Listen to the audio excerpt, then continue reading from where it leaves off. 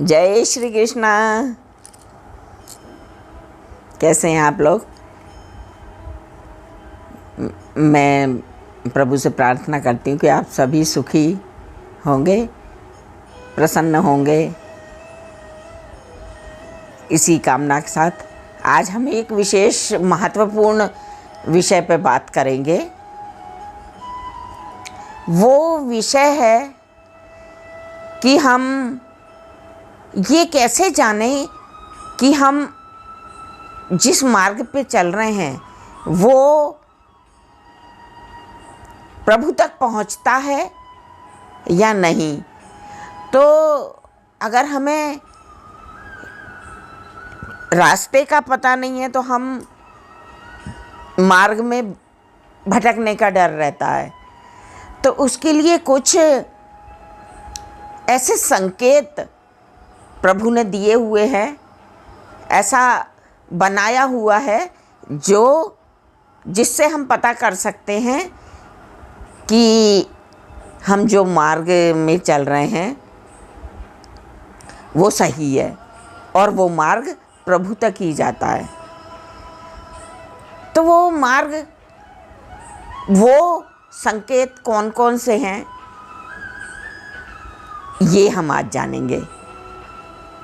तो उसमें सबसे पहला जो संकेत आता है वो ये है कि जब व्यक्ति प्रभु से कनेक्ट होता है, जब प्रभु से संबंध उसके होते हैं तो व्यक्ति बहुत शांत रहने लगता है। उसे ना ही ज़्यादा किसी से बोलना अच्छा लगता है और ना ही ज़्यादा किसी से का सुनना अच्छा लगता है। वो एकांत में वास करना चाहता है, एकांत में बैठे रहना, चिंतन करना। और वही एकांत, वही परिस्थिति, वही स्थिति हमें प्रभु से बात करवाती है।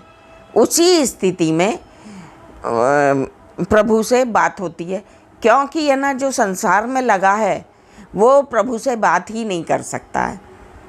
तो इसलिए पहला लक्षण है कि व्यक्ति शांत रहने लगता है। अच्छा, दूसरा है उसे प्राकृतिक चीज़ों से बहुत प्रेम हो जाता है। प्राकृतिक चीज़ें जैसे नदियाँ, बहता हुआ पानी, चिड़ियों की चहचहाहट, जल, इस प्रकार की चीज़ें उसे बहुत पसंद आने लगती हैं। तो बैठा है तो वो पहाड़ों को देखना, पहाड़ों पर जाना, ये उसे बहुत अच्छा लगता है।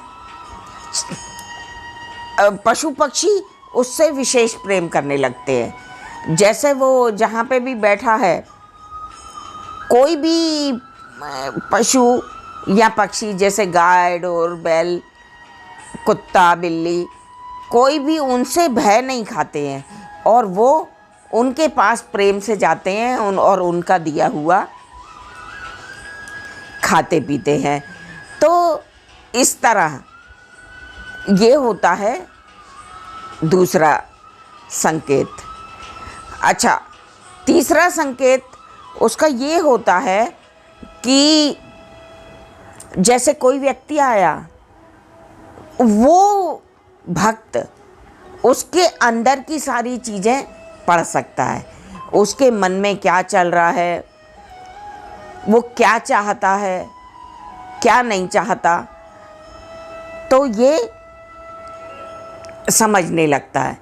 तो वो अधिकतर लोगों से यही रहता है कि जिससे अपना मन मिला तो ठीक, और नहीं मिला तो अकेले बैठे हुए हैं।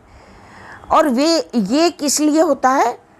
ये जैसे व्यक्ति का ऑरा होता है।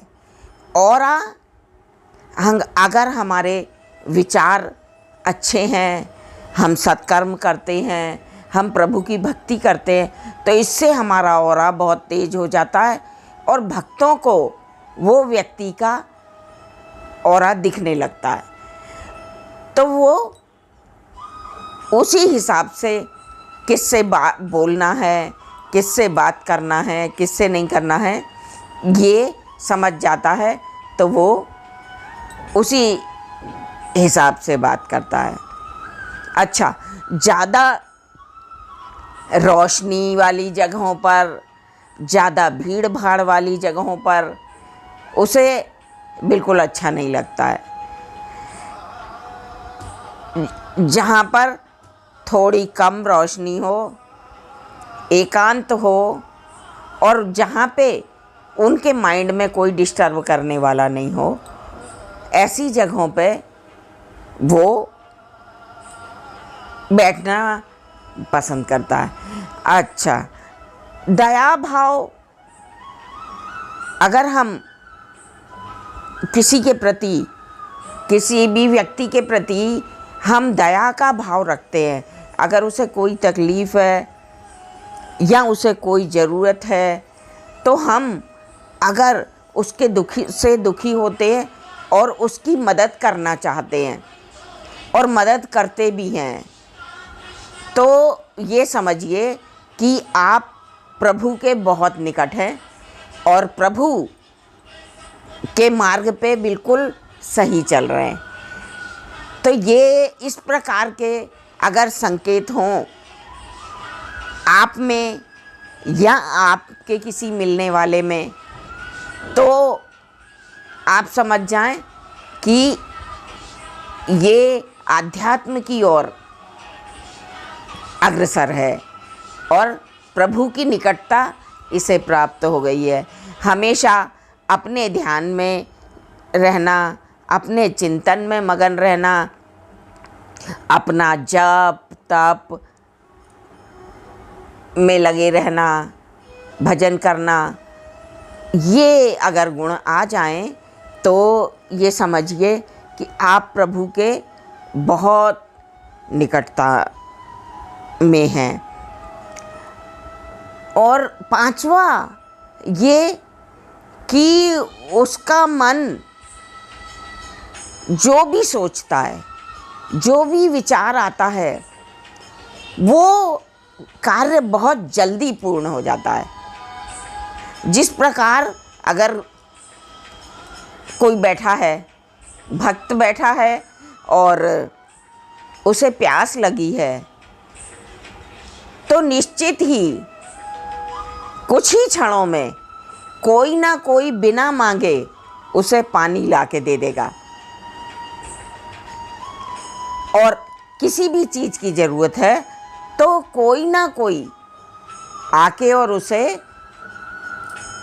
वो चीज़ दे देगा। तो प्रभु किसी भी रूप में आके और दे देते हैं। छठवां संकेत ये है कि अगर आप पूजन करते हैं तो आपके दीपक में फूल बनने लगता है। फूल की दिए की बत्ती में आकृति बनने लगती है और ऐसे अनेकों लक्षण दिखाई देते हैं, जिससे हम जान सकते हैं कि प्रभु हमारे बहुत निकट हैं और हमें प्रभु की कृपा प्राप्त हो रही है। सारी इच्छाएं पूर्ण होती जाती हैं, बिना कहे सारे काम होते जाते हैं। और भी ये विषय तो बहुत लंबा है, मैंने ये शॉर्ट में बताया आपको, है ना। इस विषय में फिर आगे भी बात करते रहेंगे। ठीक है, जय श्री कृष्णा।